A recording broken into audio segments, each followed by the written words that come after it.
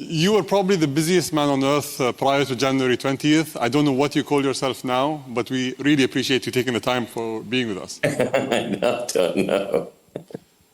So, yeah, White House tech support. So we're gonna maybe steer our conversation in three directions. The first is we're going to talk about DOGE, then we're going to move to AI, and then finally we're going to conclude with boring cities. Great.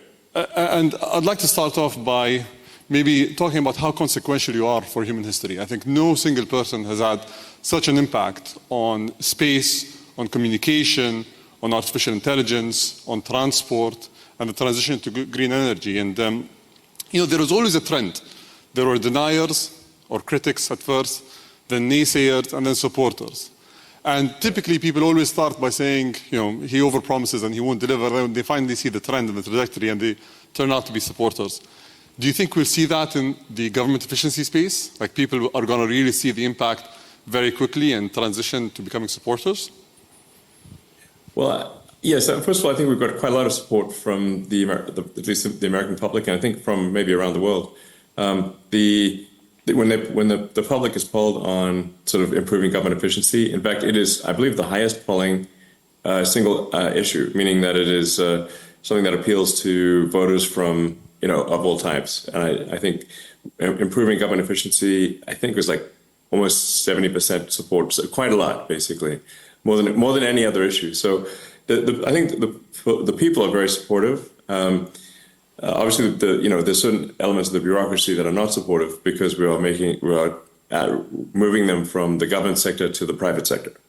So really, at a high level, this is kind of like we're moving people from low to sometimes negative productivity roles in the government sector to higher productivity roles in the private sector. And the net effect of that will be an increase in the output of useful goods and services, which increases the standard of living and well-being of the average American. And you usually have one key target that you aim to achieve in every single endeavor that you have. So humanity, a multiplanetary species. With Tesla, it's ushering in an era of saving money. Is it doing something else? What is the one main task that you have for yourself? Yeah, so there's, I guess, there's a few ways to describe it, but the actions end up being the same, which is like reducing the size of government and making the government much more accountable to the people, I think is going to lead to a better outcome for the people. What I've said is that we really have here rule of the bureaucracy, as opposed to rule of the people, democracy. So we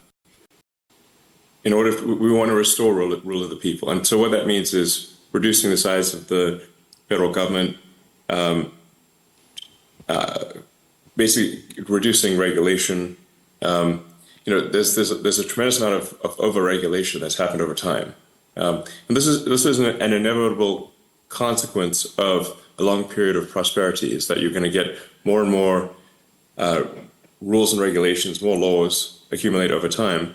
And the normal forcing function for getting rid of rules and regulations is war. So it needs to be some kind of existential war, where you have to do a reset in order to avoid being defeated in a war. This is literally throughout history, it's been the main forcing function for clearing out an accumulation of laws and regulation. In the absence of that, every year you get more laws and regulations until eventually everything is illegal and nothing is permitted. And that's sort of the situation we have these days. So, the aspiration here is a reduction in regulation and reduction in government spending, such that the economy is able to grow faster. Maybe the economy can grow at 4 or 5% potentially, in terms of real useful goods and services output, and then government spending can be reduced by about 3 or 4% of the economy, about maybe $1 trillion or more. And the net effect of that would be no inflation from 2025 to 2026. So that would be quite remarkable.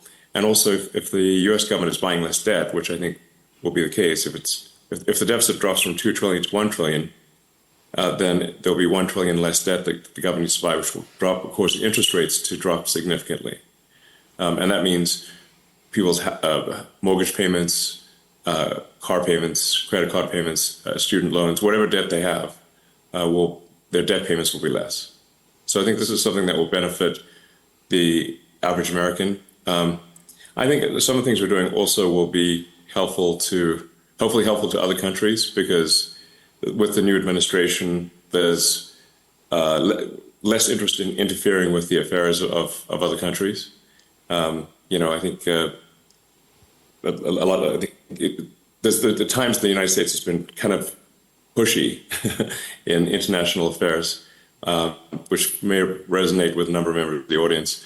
And I think we should, in general, leave other countries to their own business. And basically, America should mind its own business,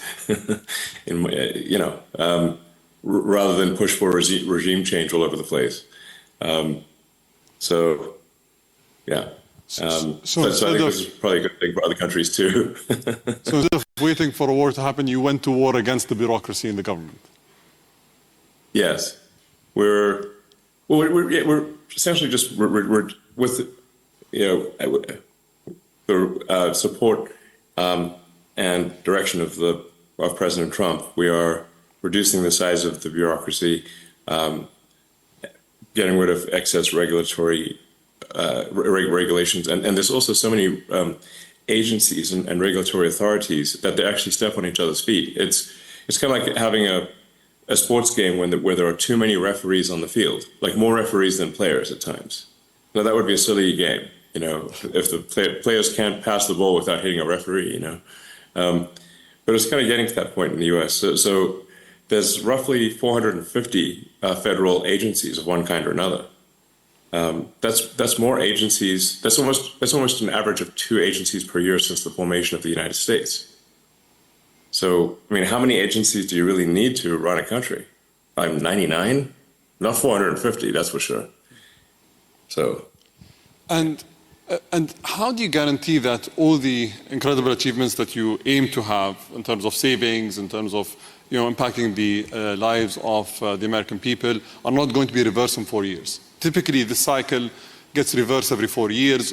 Do you think it's going to be so impactful that it won't be reversed? Is there any ways that you can ensure that the progress is going to be continuous?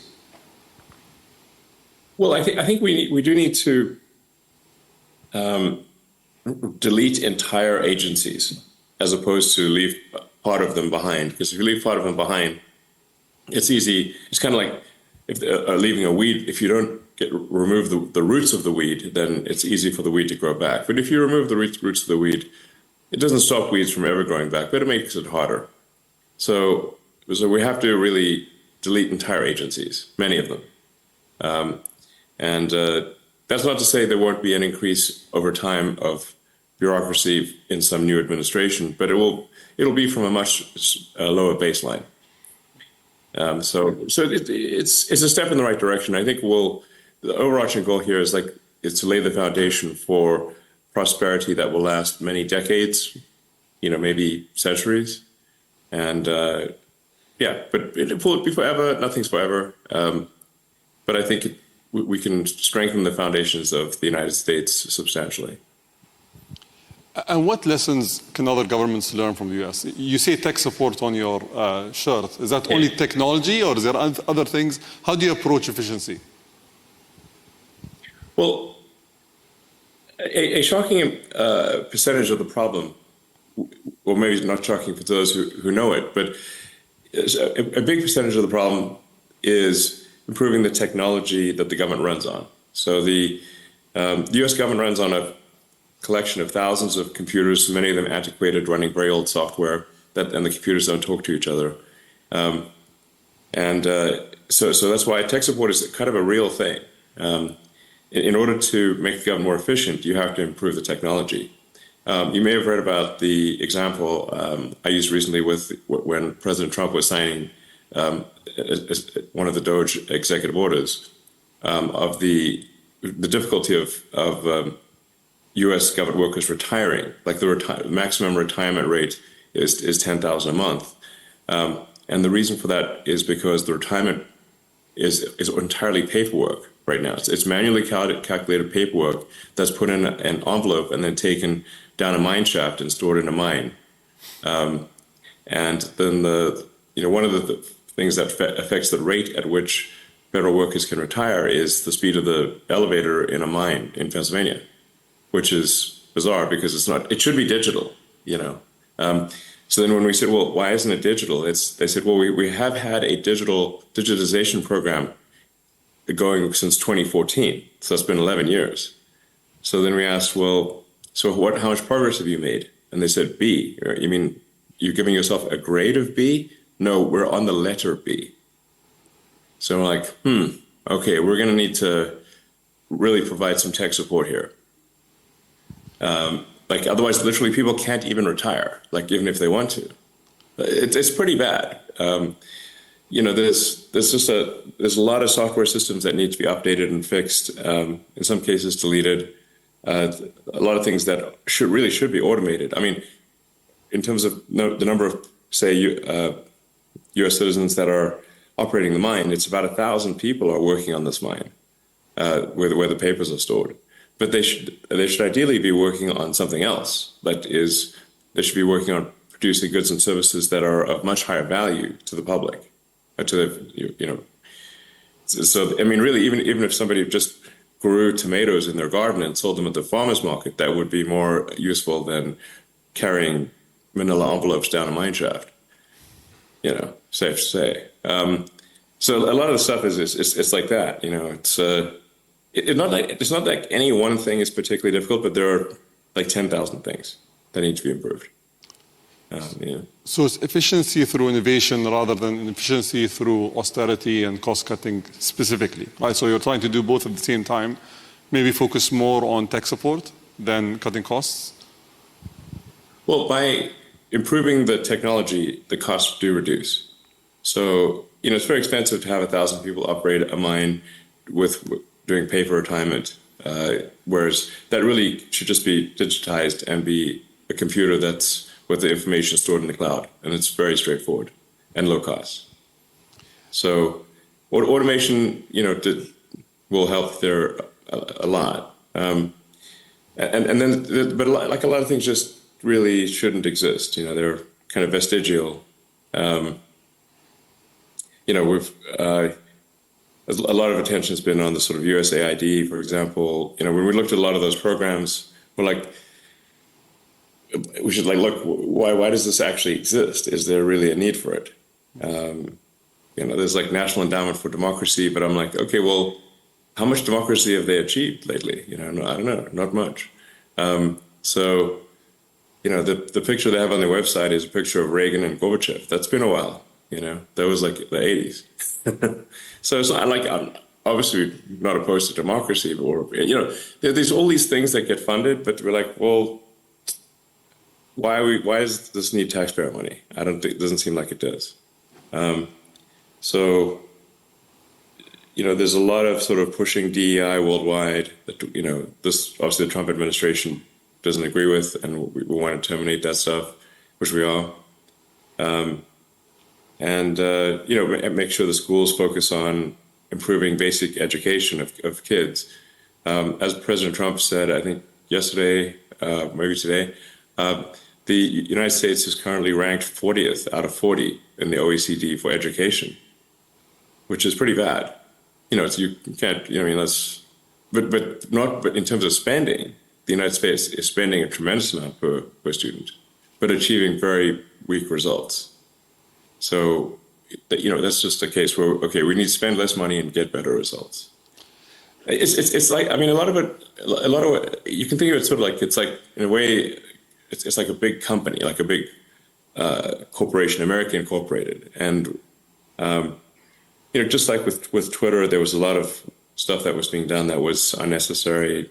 In the case of Twitter, we reduced the staff by 80%, but at the same time improved the functionality and capabilities of the site dramatically, and accomplished more in a year than they previously accomplished in 5 years.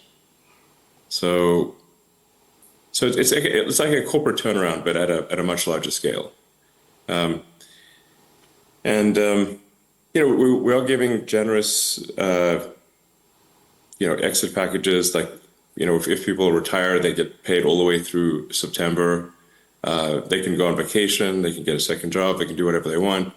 And we can't actually pay them any more than through September because that's the congressional appropriation is only through the end of the government financial year, which ends in September. So, so I think there'll be like some disruption, but at the end of the day, we'll have people move from, like I said, from low to negative productivity roles to in the government sector to higher productivity roles in the private sector. Can we pivot to artificial intelligence? And I'm sure you've been seeing what DeepSeek has done and all the claimed achievements that they've had. I know that we've been speaking for a while about Grok 3 and that Grok 3 is going to be a true disruptor in the AI space. When are we going to see that? And what capabilities can we expect from Grok 3? Well, I mean, Grok 3 has very, very powerful reasoning capabilities. In the tests that we've done thus far, Grok 3 is outperforming anything that's been released that we're aware of. So that's a good sign. It's in fact, at times I think Grok 3 is kind of scary smart. You're like, wow, this thing's smart. It's kind of scary. Grok 3 is scary. It's like, wow, this thing's, it comes up with solutions that you didn't even think were, like you wouldn't even anticipate, not obvious solutions. So Grok 3 was trained with the most amount of compute, and I think very efficiently trained. Also notably, Grok 3 was trained on a lot of synthetic data. So, and then it goes back and forth through the data and tries to achieve logical consistency. So if it's got data that is wrong, it'll actually reflect upon that and remove the data that is wrong, that does not concord with reality. So its base reasoning is very good. In fact, even without fine tuning, Grok 3, the base model, is better than Grok 2. So we're really in the final stages of polishing Grok 3. Probably it gets released in about a week or two, so pretty soon. I don't want to be hasty in the release because a lot of the final polish is necessary for a great user experience. So in some ways you can think of it like a house. That last 5% where you finish the drywall and do the painting and the trimming, even though it's not much work, it transforms the house. Yeah. So it's that. Just want to make sure that last 5% is done really well, and it's a week, maybe 2 weeks. I think it'll be very good, and I think this might be. We think it'll be better than anything else, and then maybe this might be the last time that any AI is better than Grok. Looking forward to it. Everyone's, I think, excited about it. So I just want to touch upon a topic that was quoted in the media. You offered, I think they said a group that was led by you offered $97 billion for acquiring OpenAI. I personally take a little round numbers. So I was personally involved in the meeting that you and Sam hosted in 2017 in LA, if you remember. And at that point of time, you were the single largest shareholder. I think you contributed $50 million to the company. So it must hurt. I don't have any shares, actually. I have no shares in OpenAI. But at that time, it was a non-profit, right? And it must hurt that you need to pay $97 billion for something that you paid $50 million for in the past. Yeah. But I have a yes. Fate loves irony. So I have a specific question here. Can you actually build a company like OpenAI and take it to the scale that you want to take as a non-profit? Is it possible that you build a company that requires billions of dollars in compute capabilities to build these models while being a non-profit? Or was it wishful thinking in the beginning and then you guys parted ways because it couldn't work? Well, I mean, I think the evidence is there in that OpenAI has gotten this far while having at least a sort of dual profit, non-profit role. What they're trying to do now is completely delete the non-profit. And that seems really going too far, you know. I provided all of the funding for OpenAI in the beginning for the first almost $50 million for nothing as a nonprofit, and it was meant to be open source. And so, you know, I think this is analogous to like if you pay if you fund a nonprofit to preserve the Amazon rainforest, but instead they turn into a lumber company and chop down the trees and sell them for wood. You'd be like, wait a second, that's the exact opposite of what I donated the money for. So OpenAI is meant to be open source, nonprofit, and now it is closed. They changed the name to closed for maximum profit AI. Closed for voracious profit. I mean, they're like, whoa, are they after money next level? So why does this change need to occur? Yeah. You said that in 2 weeks is going to be the most powerful model yet. I know that I think so. You've been at the forefront of many technologies. Where do you think the biggest economic returns of these models are going to come from? Because currently we're spending billions, and I think you mentioned this before, it's like the gambler syndrome. We're going and spending billions and hoping to pull out a profit at the end of the day. Where do you think the biggest impact in terms of returns are going to be? Well, I think once you have humanoid robots and deep intelligence, you basically have quasi-infinite products and services available.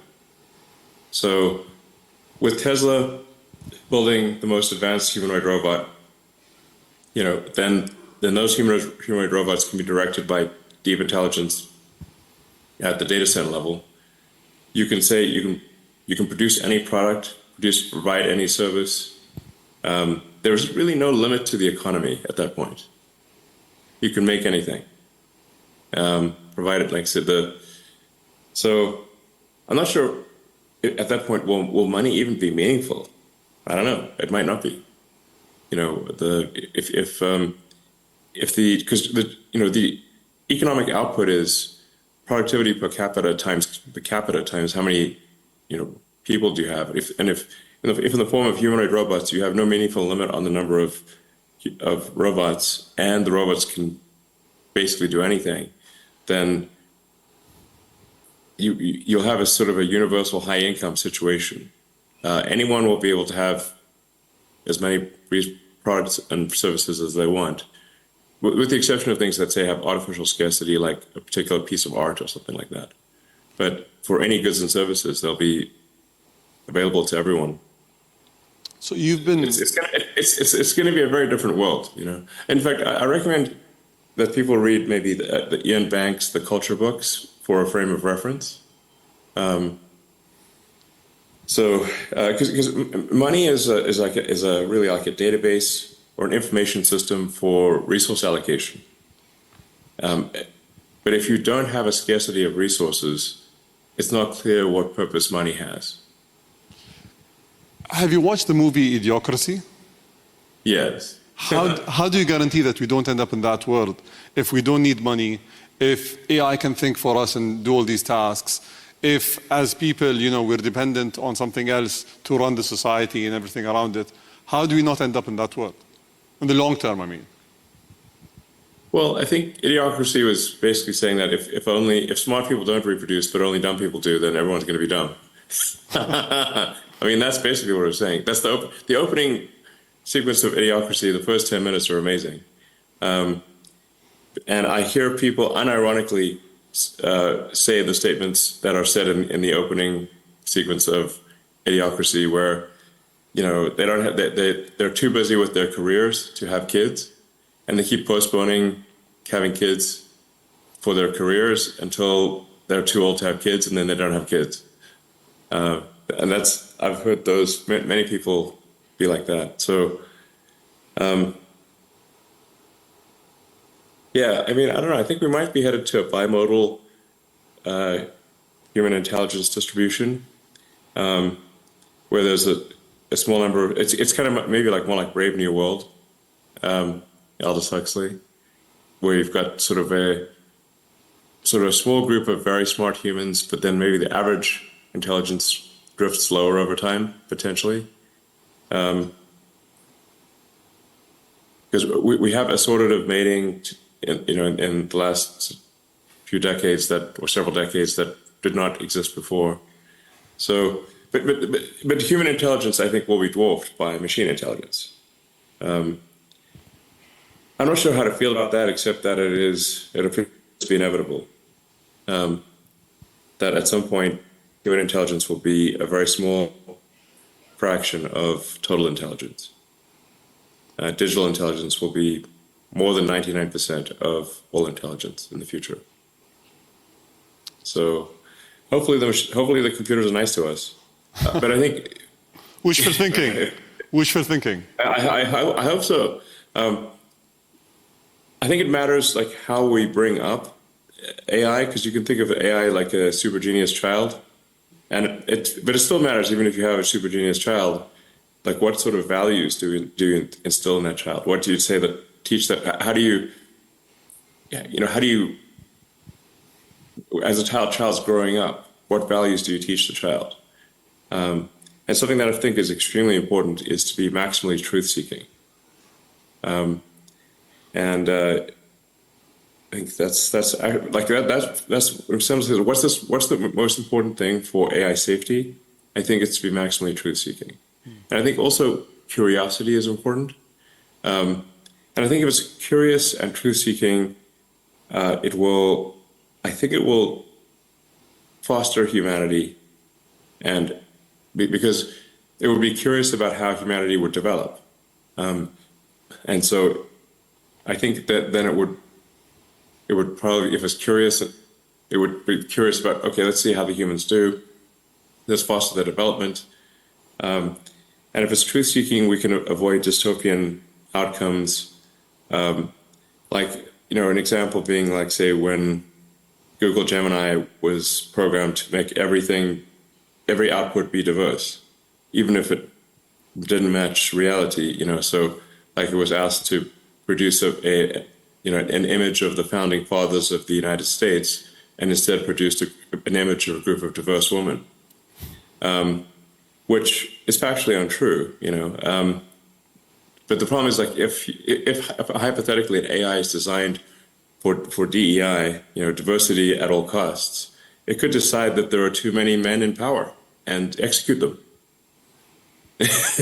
So problem solved. Or it could decide that that misgendering is the worst thing that could possibly happen. In fact, I believe, not to pick on Gemini, but I think because ChatGPT has had this issue too, is like if you ask the AI which is worse, misgendering Caitlyn Jenner or global thermonuclear warfare, and it said misgendering Caitlyn Jenner, which is troubling. Because then it could decide, and in fact, even Caitlyn Jenner weighed in and said, "No, definitely misgender me. That's way better than nuclear war." But if you have these crazy things that are untruthful, that are programmed in, that don't reflect reality, then you could have a very dystopian outcome. To give you another example, like Arthur C. Clarke, who is very good at predicting the future. He did 2001: Space Odyssey. Many of the things he predicted, in fact, I think almost all the things he predicted came true. And one of the things he was trying to say in 2001: Space Odyssey was that you should not teach AIs to lie. So the reason that, if anyone's watched that movie, the reason the AI refused to open the pod bay doors to let the astronaut back in was because the AI had been told to take the astronauts to the monolith, this alien artifact, but also that they could not know about the monolith. So it came to the conclusion that it must take them there dead.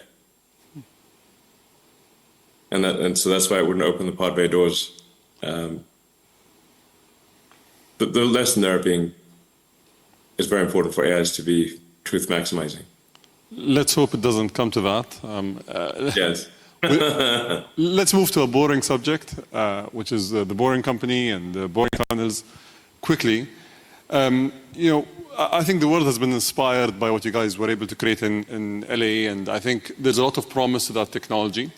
But there are questions about whether it's safe in the case of an earthquake, whether it's cost effective, whether countries should actually adopt this technology. Can you shed some light on that?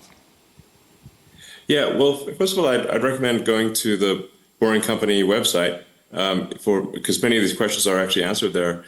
So one of the safest places you can be in an earthquake is an underground tunnel. Because the earthquakes are largely a surface, apart from where they shear, they're mostly a surface phenomenon. So they're like the waves on the surface. So like being in a tunnel is like being in a submarine. Even if there's a storm above you, the waters are calm as a submarine. And in fact, when there have been massive earthquakes, like there was a few decades ago, a massive earthquake in Mexico City, the safest place to go was the subway. And of course, if there is global thermonuclear warfare, I think you really want some tunnels. Underground's a good place to be if in a worst case scenario for global thermonuclear warfare. So, but on a more sort of everyday note, what's really useful about the tunnels is alleviating traffic in congested areas. So obviously, if you've got very tall buildings, but that are 3D, so they're going 3D up, but you have a road surface which is 2D, you're just naturally going to have a problem when people try to go from the 3D object, which is the building, to the 2D object, which is the road surface. There's obviously just not going to be enough room on the roads, and that's exactly why you have traffic. So the solution for that is then to make roads 3D as well. Now you can either make transport 3D. So you could either do that with flying cars, or you could do, really helicopters, or you could do that with tunnels. Now the challenge with doing it with going above ground or with any kind of flying object is that they tend to be very noisy, and they generate a lot of wind force. And you've got things flying over your head all the time, which can be disconcerting. If one of these things drops a hubcap on your head one day. These things are like things, and flying things tend to crash once in a while, and people don't like things crashing on them. And then if you have bad weather, like let's say there's a blizzard or a sandstorm or something, well, now nobody can fly. So then transport shuts down. On the other hand, none of these problems exist with underground travel. So tunnels are immune to weather. They don't care what the weather is. It could be the worst weather, it doesn't matter. Nothing's going to fall on you because you're underground. So you don't have to, going to be dropping things on people. And there's no wind force and it's very quiet. And so I think going 3D underground is much better than 3D above ground for solving traffic in cities. And we have a demonstrated case of this in Las Vegas. If we can try out the Boring Company tunnels in Las Vegas. We're busy connecting the whole city with all of the big hotels and the convention center and the airport and everything. So I don't think they need to fly all the way there. In 2017, you came here, and the UAE was the first place in the Middle East where Tesla was launched, and I think it's done exceptionally well. And on that note, I think we have an announcement today that we both want to share, which is today we're going to announce the joint project of Dubai Loop, which is a loop project that is going to cover Dubai's most densely populated areas for people to go from point to point in a seamless manner. So thank you for your partnership. And well, thank you. We hope it changes people's lives. That'll be cool.